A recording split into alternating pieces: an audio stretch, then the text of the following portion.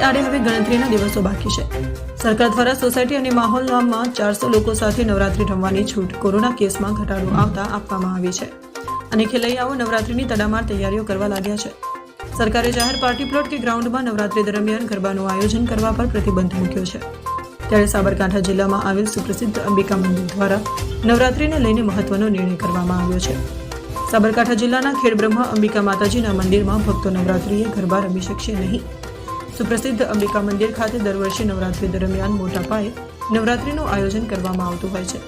ત્યારે સતત બીજા વર્ષે પણ ગરબાનું આયોજન રદ કરાતા ભક્તો નિરાશ થયા છે, પરંતુ પૂજાપાઠ રાબેતા મુજબ કરવામાં આવશે।